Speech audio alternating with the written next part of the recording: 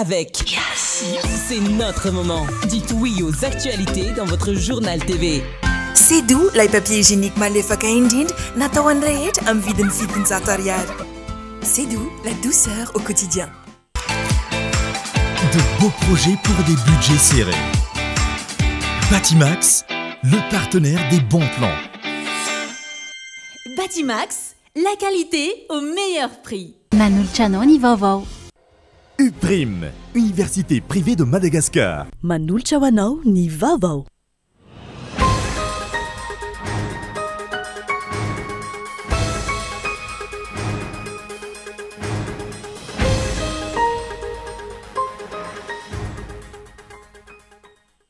Miazakazaka ny toetra raha eto amin'ny firenena amerenana ny tanitandalana sy hiadiana amin'ireo tsy maty manota.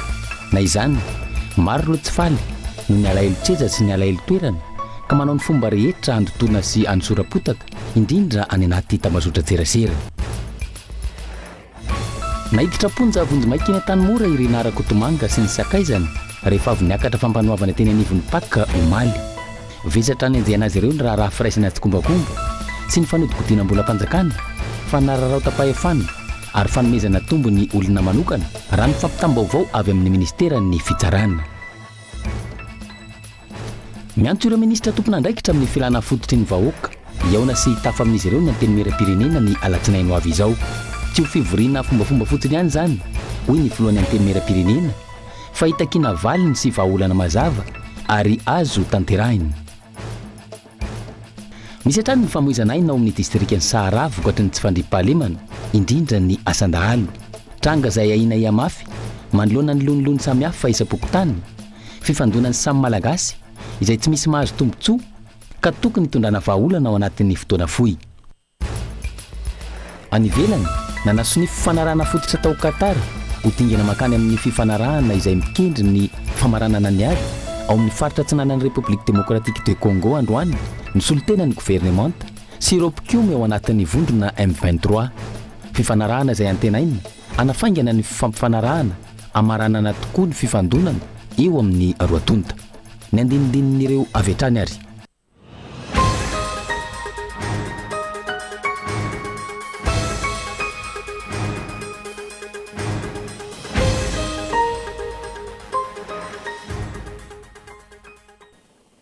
Faly miarabanao indray tompoko lasy tompoko vavy tonga soa atao anatin'ny fampahalalam-baovao ny fahita lavitra kolo amin'ity alina ity manasanao anaraka izany hatramin'ny farany hanomboantsika ny fampahalalam-baovao miazakazaka ny toetra iray eto amin'ny firenena merenana ny tanitandalana sy adina amin'ny tsy maty manota amin'izao fotoana na izany misy hatrany ireo tsy faly no ny alahelo tseza sy ny alahelo toerana manao ny fomba rehetra andotoana sy anosorapotaka indrindra ny anaty tambazotra ny serasera amin'izao fotoana arahoary ny matoan-dahatsoratra. Nazava iny ny afatra avy amin'ny fivondronam-ben'ny évêque eto Madagasikara milaza fa ny famahana ny olana ara-tsosialy, ny olan'ny fahasalamana ary koa ny fanaovana politika madio no lahara-pahamehana herisonina amin'ny fiovana. No amafisina izy ireo ihany koa fa ny fampihavanana no katsaina fa tsy ny fanaovana valifaty politika. Ny fampandrosoana maharitra sy mahomby no tadiavina fa tsy ny fikatsahana tombotsoa manokana.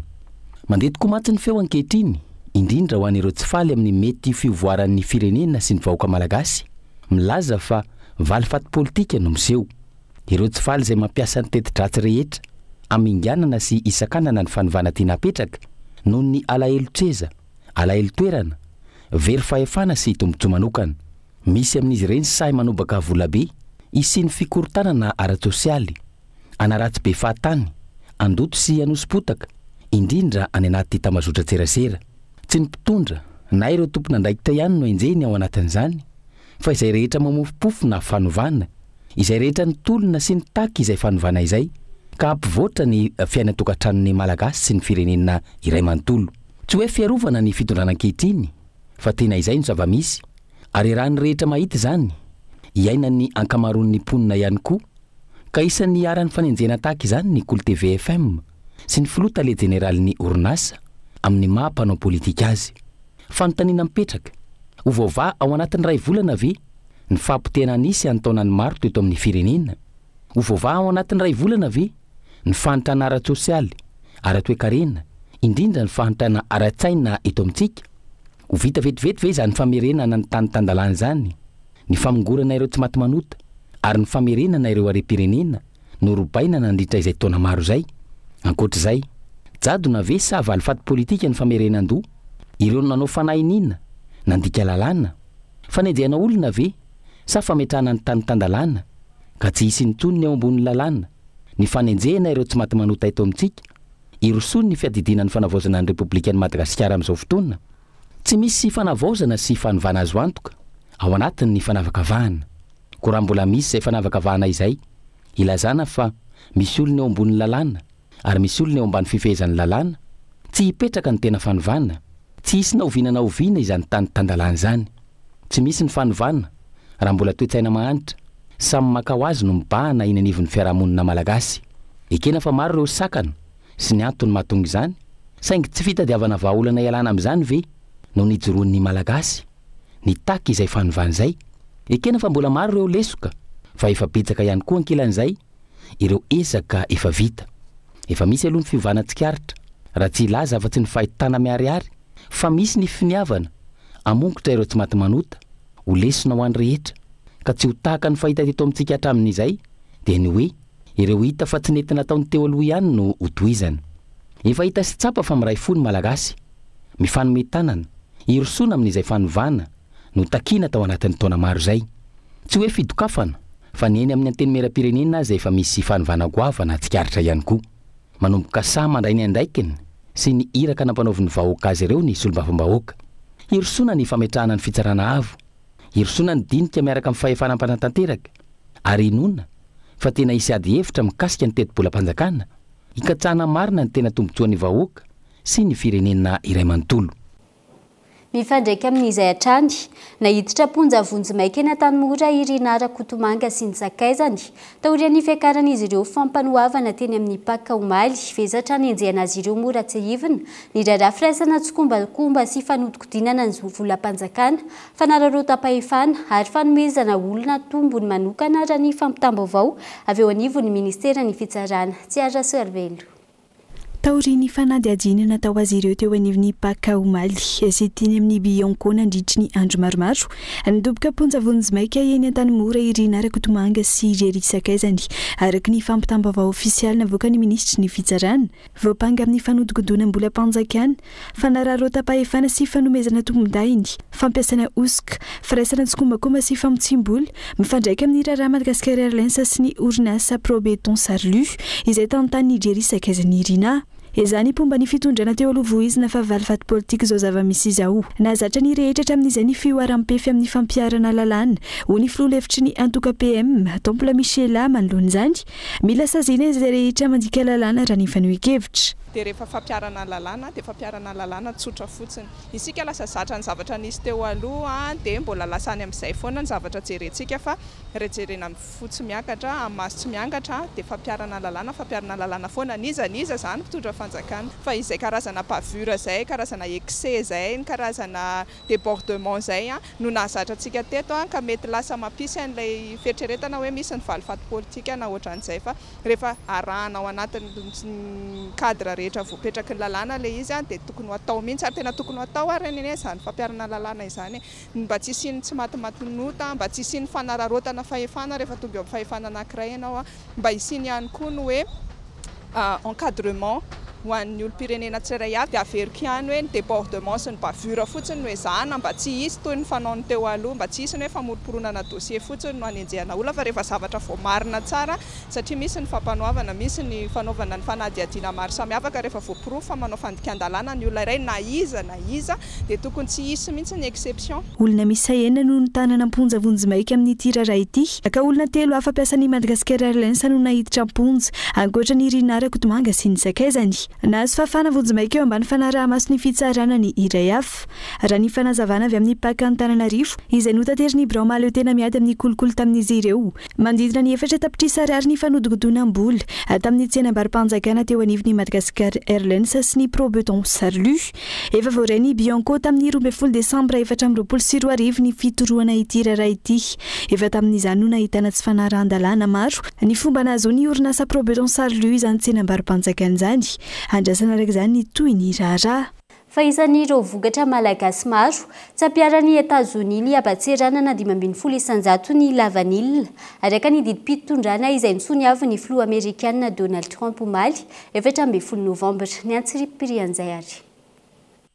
Araka ny lalam-panorenana sy ny andraikitra napetraky ny vahoaka amin'ny solombavambahoaka manana fahefana feno ny anteny miram-pirenena ianto sy anontany ny ministra momba ireo olana lehibe iainan'ny firenena sy ny vahaolana tokony horaisy ny gouvernemanta amin'izao fotoana noho ny fanovanana napetraka eo anivon'ny anteny miram-pirenena mikendra ny sokafany rafitra amerenana ny mangarahara ary anamafisana ny fahefana ara-dalàna anaramaso ny asan'ny fahefanam-panatanteraka mianto ireo ministra tompon'andraikitra amin'ny filana fototra sy ireo sehatra miteraka fahoriana sy ahihany vahoaka iona amin'izy ireo ny anteny miram-pirenena ny alatsinaino avy izao. Satria raha tena hitady fanovana marina isika fanovana maharitra isika dia tsy maintsy mitaka inona moa ty fandraisana andraikitra zany zavatra zany ary ao anatin'izay zavatra zay dia mitaka fa transparence mangarahara tanteraka fantatsy ny vahoaka malagasy tsara hoe aizitsika zao handeha aizitsika zao zay zavatra zay tamin'izao mbola lehibe mpanoatra notakinay ka tonga izahay amin'izao fotoana zao mahalehibe ny anteny miram-pirenena tsy zay koa ny zavatra apetrako ataoko ambany zavatra ary zay indrindra no nahatonga anay ny teny hoe averina ny asiny io anteny miram-pirenena ary maro ireo solombavambahoaka zay nanoana fitondrana teo aloha zay miova ankehitriny mipetraka amin'izay lala tsaina vaovao izay ary tsy zay fotsiny fa nomena lalam-pandorenana farafaharatsy indray mandeha saky 15 andro tokony miantso ireo mpanatanteraka ireo izay. Tsy ho fivoriana fombafomba fotony ihany zany raha ny fanazavana fa hitakina valiny vahaolana mazava ary azo tanterahina ankilan'izay nanamafy ny filohan'ny anteny miram-pirenena fa tsy tokony hisy ntonony tsy maty manoto eto amin'ny tany sy ny firenena izay tsy neto Antananarivo ihany fa any amin'ireo faritra ihany koa. Fa tsy hoe eto Antananarivo no firenena fa misy koa tsy maty manota tany sava raharahany lavanily fivitantsika raharahany letchi raharahany base tuliara zay nisy tao anatin'izay zavatra nisy olona maty tao anatin'izay zavatra zay raharahany nosy maromaro zay nananatsika olana tany amin'ireny zavatra ireny raharahany fampinjamana inona moa anaran'ity fampinjamana agent gouverneur ampiasainy reny zavatra ireny tsy maintsy hojerena avokoa reny zavatra ireny ary izaho dia averiko indray soariraotina amin'ny resaka valifaty politika le izy fa aoka kosa hipetraka tsara ny atao hoe tsisy tsony le tsy maty manota. Isan'ny nampiatsony ny solombavambahoaka iny amin'ny lapanitsimbazaza ny alatsinaino avy izao raha tsy hivana ny ministry ny asa vaventy ny fahasalamam-bahoaka ny fanabeazam-pirenena ny angovo sy ny akoranafo ny rano fidiovana sy fanadiovana ary ny atitany sy ny fitsinjaram-pahefana samy miantraika amin'ny filana fototry ny vahoaka avokoa ireo.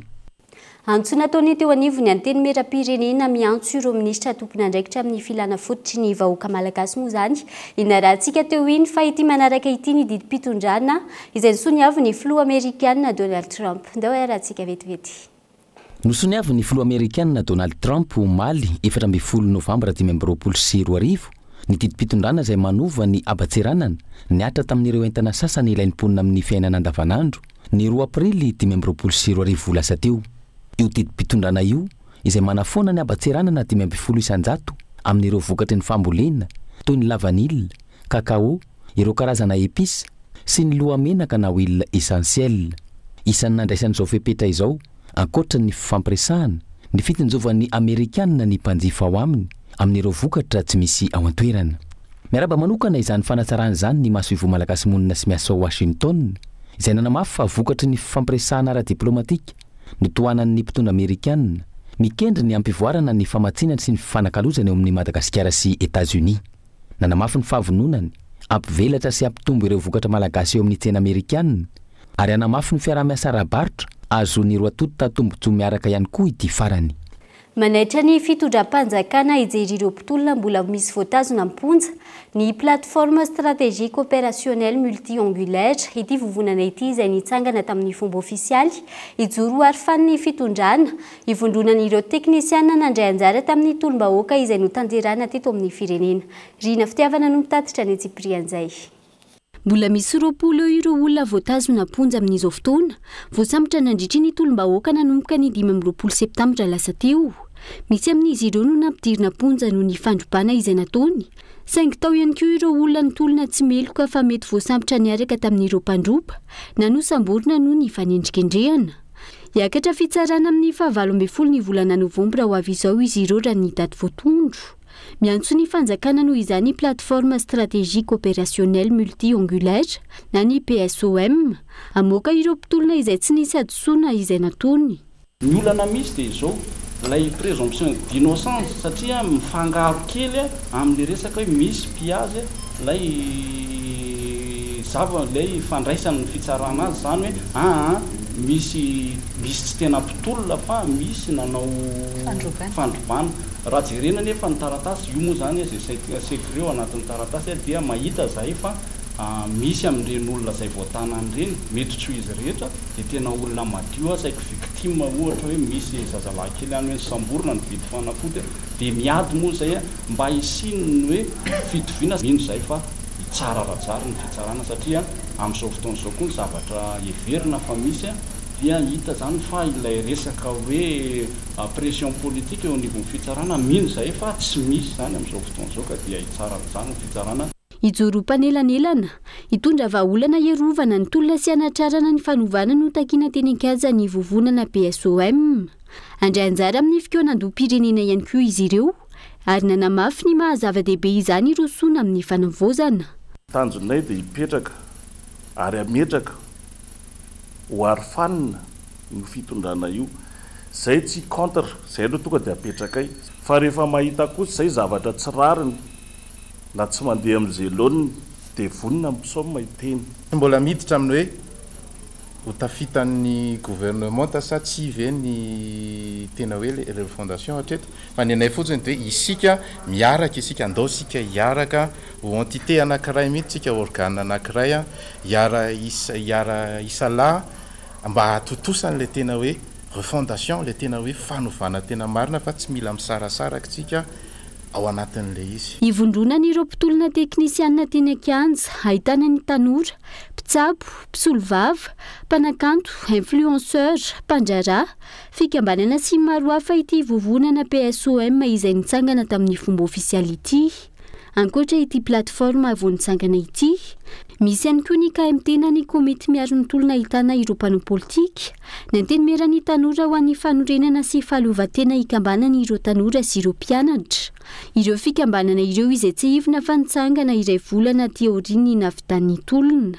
Samy manana ny foto-kevitra ijoroany izy ireo fa ny fiarovana ny tolona irosona makany amin'ny fanovana sy fanavozana no iraisana. Ady amin'ny kolokolo kosa indray, mila mafisana ny fitandrona ny fandriampahalemana sy ny ady amin'ny kolokolo eny anivo ny fandrarana ny fonja, amaly ny fanavozana takin'ny vahoaka ankehitriny noho ny inspecteur administration pénitentiaire.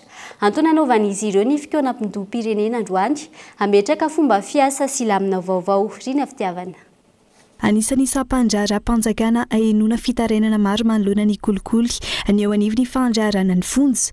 Matombotranga izany, misy ny manome sy ny mandray ho ny inspecteur d'administration pénitentiaire mitaky finiavana sy fiarah-mientana avy amin'ny tsirairay ny fanafoanana azy.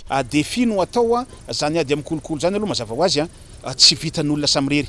Donc zany iarantsika mahafantatra amin'ny resaka kolikoly kolikoly manolotra, kolikoly manome, kolikoly mandray dia zay koa zany manentana. Satria zay koa iady amin'ireny mpanome kolikoly reny. Ny tena marina zany misy discipline ao anatin'ny fonja ary indraindray raha ataontsika hoe resaka fanaterana sakafo fotsiny ohatra na vizity. Misy andro hoe alakamisy alahady ny vizity. misy olona sasany efa mini mandeha mihitsy andeha oron'lay vanim-potoana tokony anaterana am'izany dia ireny ny tena be kolokolo fa tsy ny mpandrarahany fonjy akory dia hiady am'izany izahay ilaina fanovana sy fanatsarana mifanaraka amin'ny zava-misy ankehitriny takin'ny fanavaozana ny tontolon'ny fandrarany fonja malona ireo olana sy fitarenana samihafa antony rosona tamin'ny fikonan-doha ny arahany ireo inspecteur d'administration pénitentiaire androany raha ataontsika hoe république ny refondation no misy ankehitriny dia tafiditra tanteraka anatin'izay zany fandrarana fonja malagasy manao an'izay fanavaozana tanteraka izay dia zany zavatra rehetrarehetra zany mitendre makany amin'ny fahazahoana n'ilay secrétaire d'état chargé de l'administration pénitentiaire zay fantatsika rehetrarehetra fa nisy revendication na nisy etsika zay natao ny syndicat ny mpandrarahany fonja makasika an'io fangatahana secrétariat d'état io zay efa amin'ny ankapobeny efa azo lazaina hoe ankatoavy ny fitondram-panjakana ankehitriny fa noho ny antony teknika sy pitsopitsony dia mbola miandry ny atao hoe concertation nationale manodidina ny 70 ny isan'ny inspecteur d'administration pénitentiaire manerany nosy ka maheriny zato izy ireo no niatrika ity fikonan-doha nandinihana ny fiainan'ny fandrarany fonja ity androany hoenty raha miatrika ny fikonan-doha nasionaly ihany koa ny fehi-kevitra tapaka tamin'ny fifampidinihana androany raha ny fanazavana tontolon'ny asa kosa indray tokony ampifanarana amin'ny fandaniana tsy maintsy ataony mpiasa ny fanondrota-karama any amin'ny sehatra tsy miankina ho ny teo anivo ny syndicat fisemare manoloana ny fampiakarana ho 420 ny karama ny mpiasa-panjakana ankoatra izay tsy afahana miaro mpiasa ihany koa ny fehezan-dalàna mifeny asa vaovao no volavolainy ny fitondrana teo aloha ka misy asipy tokony asipanitsiana amin'izao fanovana izao raha ny fanehoan-kevitra fanampanazavana nay aty amin'ny sehatra tsy miankina fanjakana indray dia zay zany tsy te resaka intsony amin'izany hoe isanjato zany na pourcentage zany satria manahirana zany fahitana azy zany dia iainga amin'ny resaka budget tipasika zany ka jitsika inona le fandaniana zay tsy maintsy ilainy tokantrano anankiray fanovanatsika zao dia tsy te resaka pourcentage fa te resaka an'izany hoe budget tipa zany inasina ny code de travail zany eritseretina mba itovitovy zay le pouvoir ampiasa sy mpampiasa zay fa raha io code amin'ny endriny vaovao zany dia tsy ho tratratsika zany hoe asa mendrika zany dia anisany zany tokony atao lara-pahamena koa zany fikitiana indray mandeha an'io code de travail zany mba ho code protecteur ho ampiasa fa tsy mironana mpampiasa kokoa. Ila fomba iny ihany koa no entintsika miseto anatin'ny doka fohy ndao ary.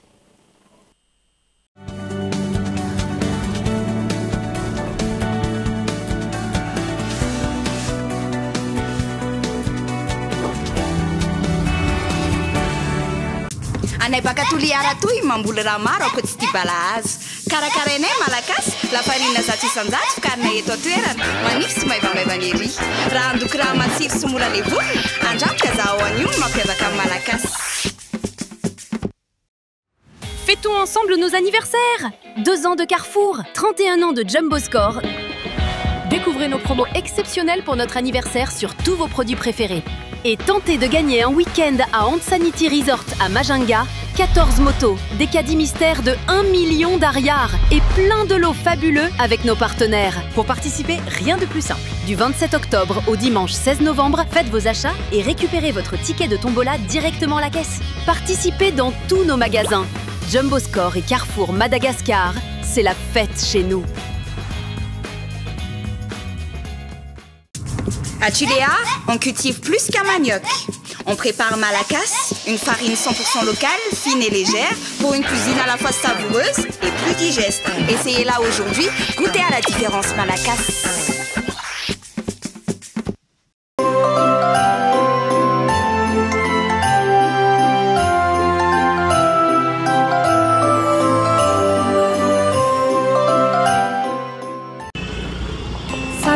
Anaovy papier hygiénique amin'ilay tsara nefa mba azo azo ny vidiny azafady. Misy amin'ilay mety aminao mihitsy ato. Ilay papier hygiénique vaovao sedo malefaka tsara kalitao nefa 700 ariary fotsiny ny vidiny. Tsara kosa zany a. Neny lany papier. Tia e! Ampiasao ny papier hygiénique vaovao sedo, double épaisseur, manadio kokoa, mitroka tsara amin'ny malefaka be nefa 700 ariary fotsiny. Sedo, lay papier hygiénique malefaka indrindra natao an'ny rehetra amin'ny vidiny 700 ariary. Hitanao any mivarotra mahazatra anao. Sedo, la douceur au quotidien.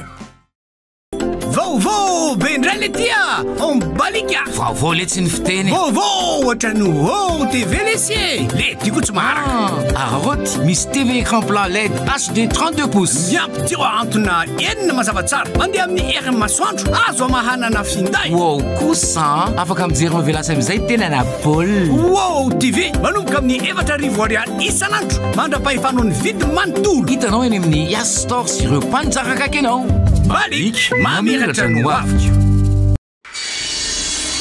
Quand l'outil ne suit pas, la maîtrise disparaît.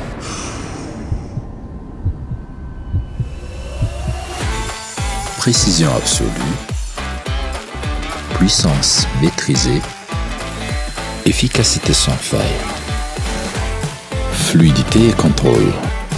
Un vrai pro, c'est qu'un outil change tout. Steyr, précision, puissance, performance. Fabriqué en Espagne.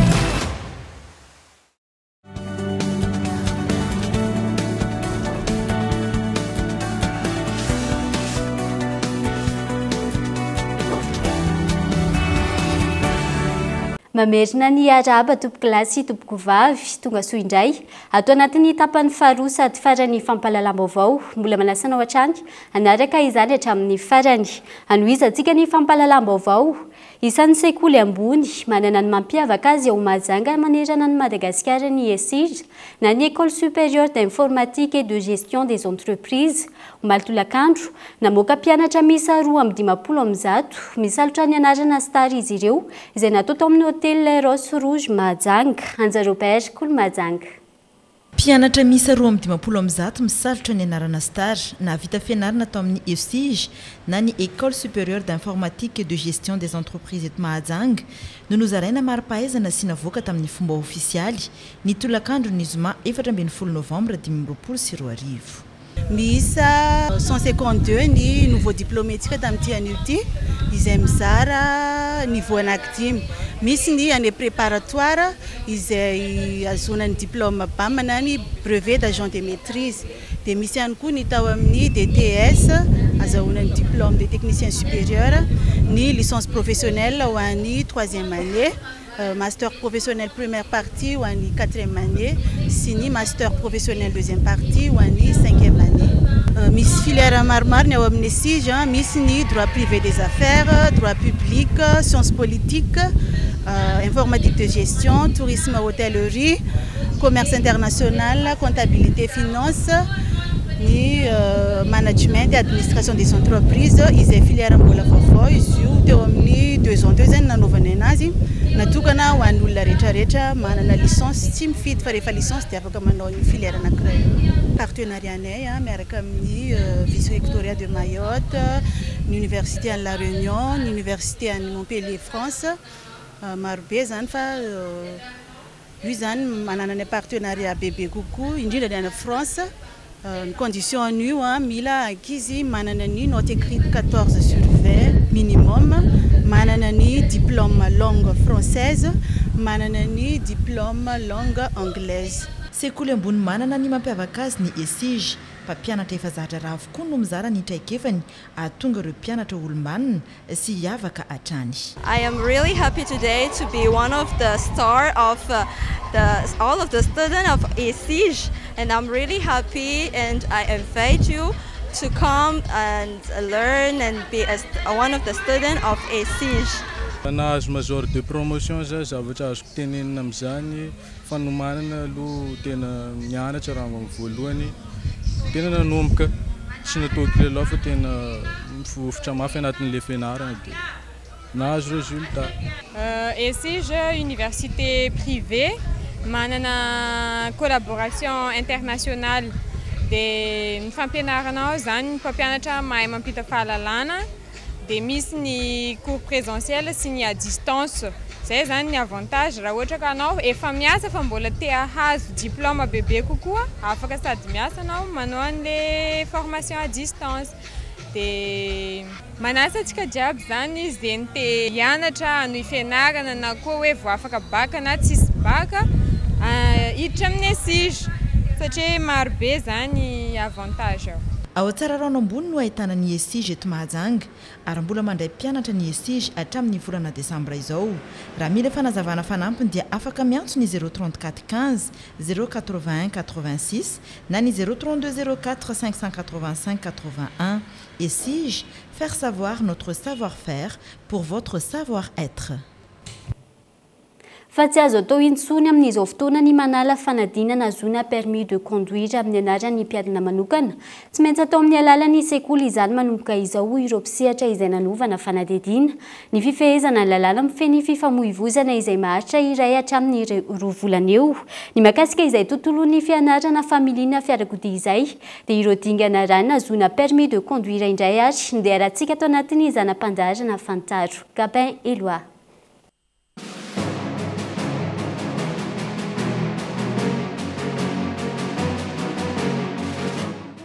Iresaka momba ny fianarana familiana sy fifehezana ny lalàna ary ny fitsipika mifehy ny fifamoivoizana na ny code de la route ny sampany fampiralam-baovao androany atao anatin'ny zanam-pandaharana fantaro ary fa tsy afaka hanala fanadinana ny olona iray raha tsy mahay ny fitsipika mifehy ny fifamoivoizana. Mampianatra ny code aloha zany no tena ataonay voalohany indrindra. Tsy dia mihazakazaka loatra izay amin'ny tonga dia fampianarana conduite satria mgosaina ny olona mbola tsy mahay code akory dia avy hatrany dia manao pratika dia mampianatra code aloha zany ny fiteranay kokoa satria raha tsy afaka examen na code koa tsy afaka manao examen na conduite ka nay zany efa manana niveau notion tsara amin'ny code dia afaka atomboka izy amin'ny conduite raha mbola tsy malana izy dia fitainao hatrany amin'ny examen mihitsy zay vao manomboka manao conduite foana indray mandra-patoa ny examen conduite efa vita ny examen code sy ny conduite ny dia eo izy zany ilay miandry an'ilay famoahan'ny ATT ny bordereau d'envoi zany hoe iny bordereau d'envoi iny no atongavan'ny dossier makany amin'ny centre immatriculateur dia iny izy no mandeha makany amin'ny centre immatriculateur manao ny formalité rehetrarehetra mba azahoany ny permis ankoatr'izay tsara ihany koa ny mampahafantatra fa tsy azo atao intsony amin'izao fotoana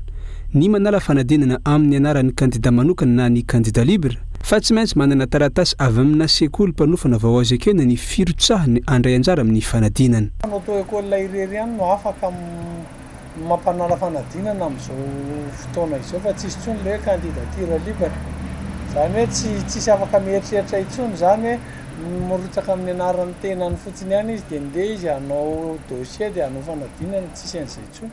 Fa tsy maintsy aty amin'ny auto-école no mikarakara an'ilay atotan-taratasy hikarakarana an'ilay fanalana fanadinana permis de conduire. Dia izy indray nefa tsy afaka hanala permis raha tsy mianatra aloha.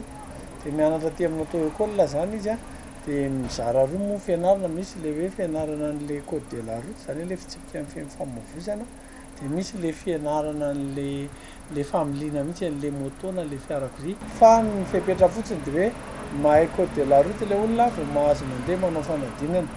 Dia rehefa afaka fanadinana code de la route izy izay vao mandeha fanadinana conduite.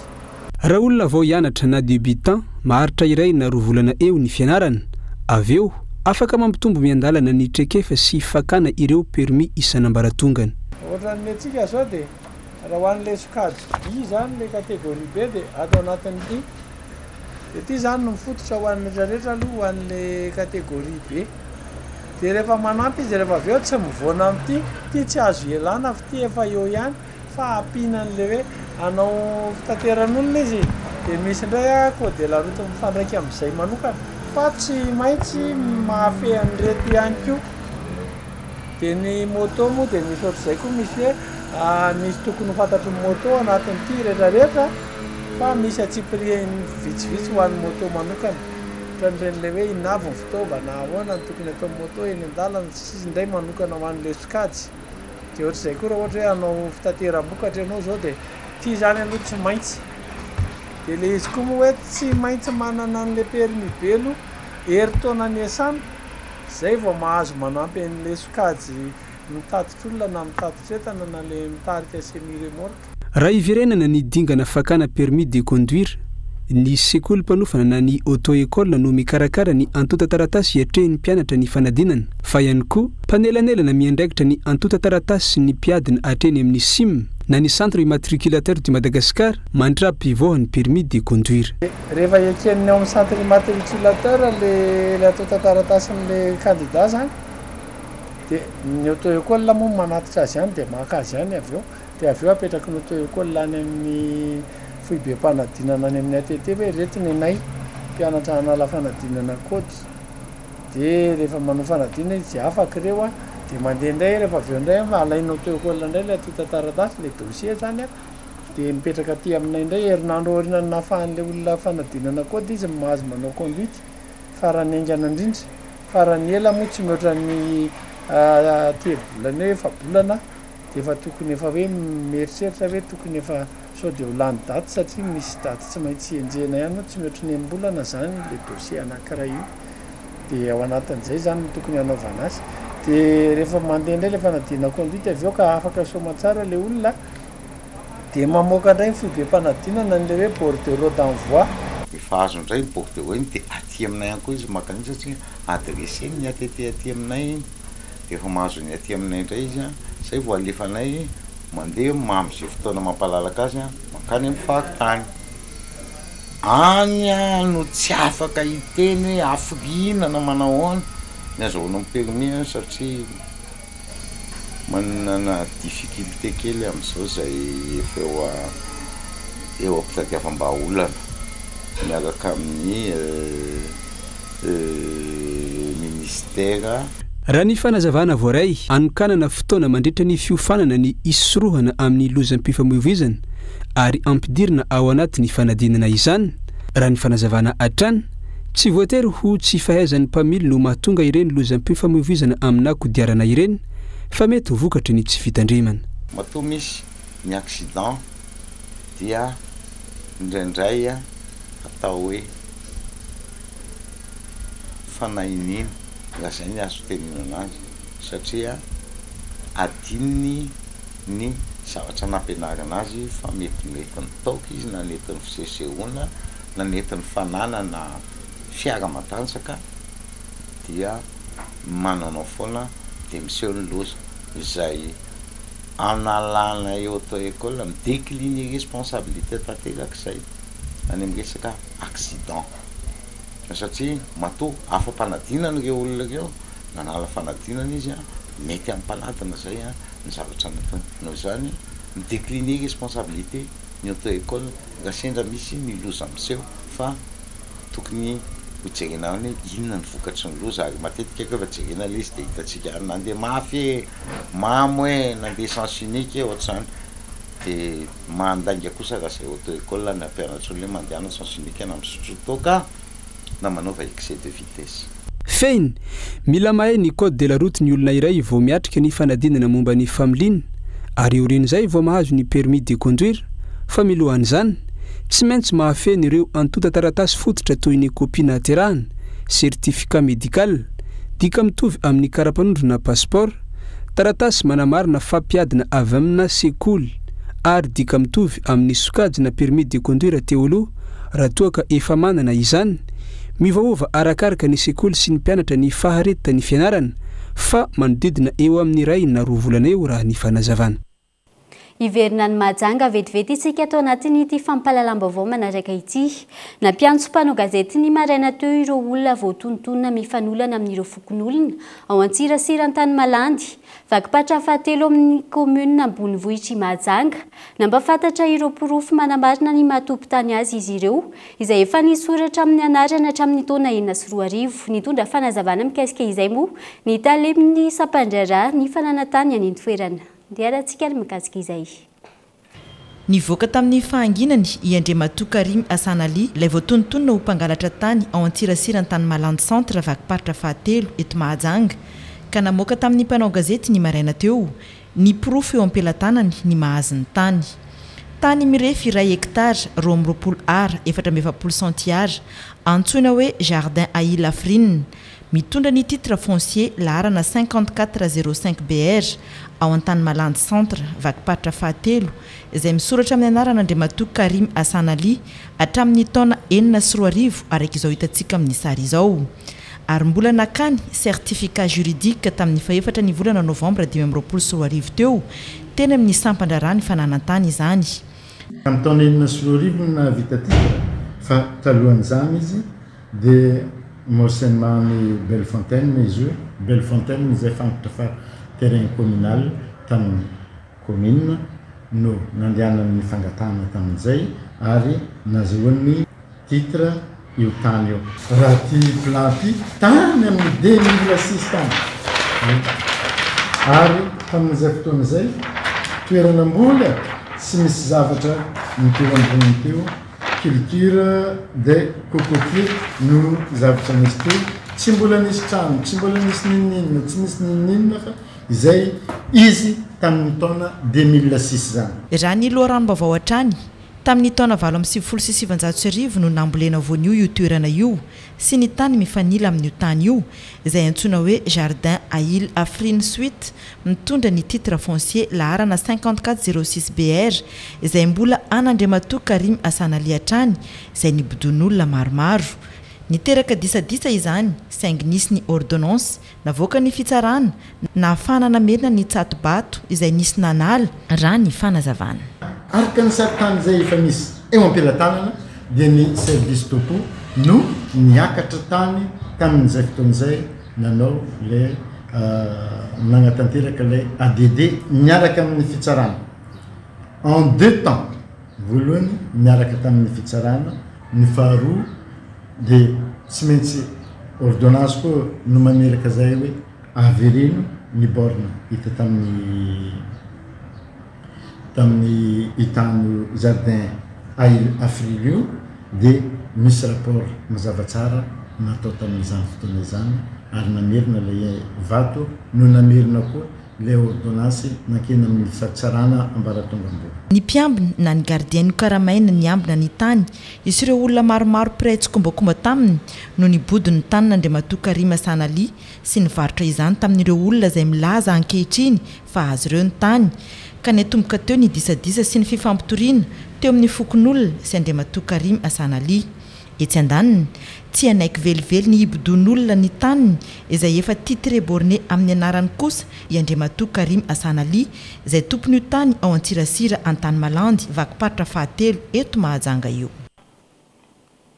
Hotontosaina ny 9 novambra ho avy izao ny Forum National de l'Éducation izay andraisan'ireo mpisehatra rehetra anjara ny sehatra ny fanabeazana izay potika tanteraka amin'izao fotoana ary isany tafiditra tao anatin'ny tolona sy fitakiana nataony hanatsarana azy ka eton Andriatsilavo Antonany maro no nandrenesana fitarainana mikasika ny sehatra ny fanabeazana eto Madagasikara ary antony maro samihafa ihany koa no mahatonga izany ny fandaharam-pianarana tsy mifanaraka amin'ny vaninandro ankehitriny intsony ny fandraisana sy ny fikarakarana ireo mpampianatra sy mpanabe ny fotodrafitrasa sy ny sisa eo ihany koa ny politisation na ny fampidirana politika eo amin'ny sehatra ny fanabeazana ny tsy fampiarana ireo lalàna mifehy ny fanabeazana ny tsy fampiarana ny profil poste ankoatr'izay misy hatrany ny fanovana isaky ny miova ny tompon'andraikitra na ny mpitondra firenena verimberina lava ny asa tao atao fampianarana no tsy fanajana an'izay zavatra rehetra zay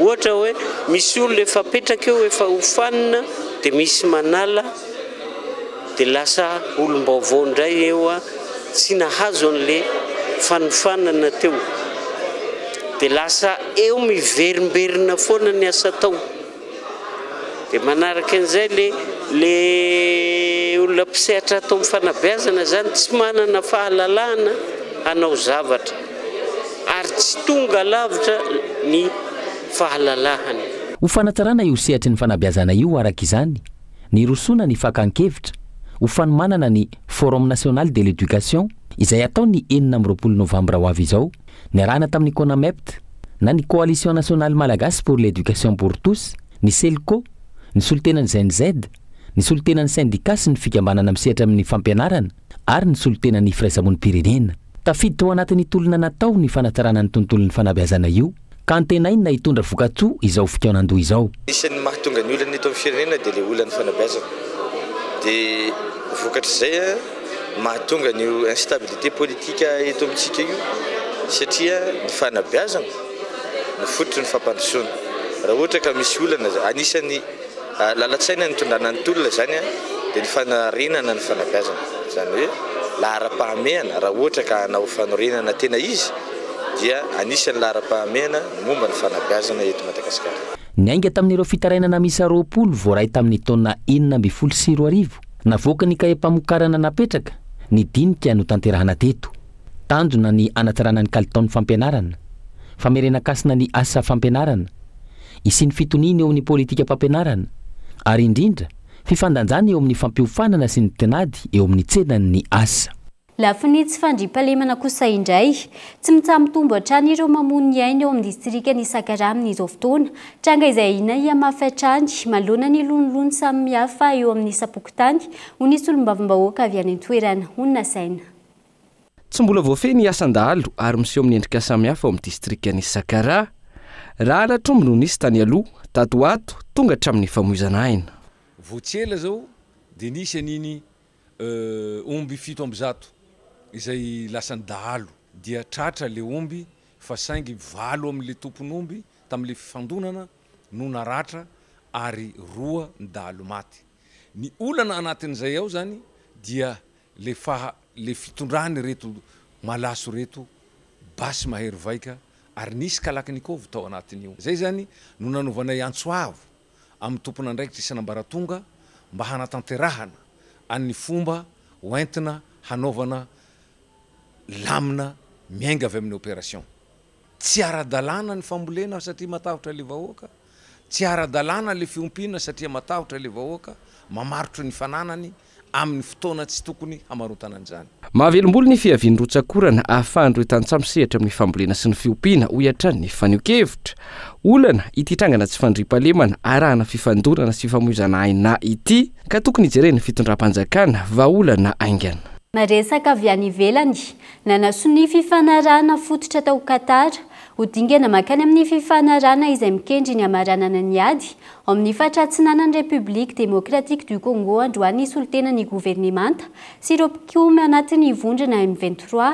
Fifanarahana izay antenaina nafaingana ny fifampirarahana marana tokoa ny fifandonana eo amin'ny rotonta izay nandatsaka raha maro tao amin'ny firenena nandritra ny 30 taona mahery. Diny maresaka avy any ivelany iny koa tompoko lasy tompoko vavy no entina manakatona ny fampahalalam-baovao tamin'ity alina ity. Ankasitrana feno ianao nanaraka izany hatramin'ny farany rapitso indray.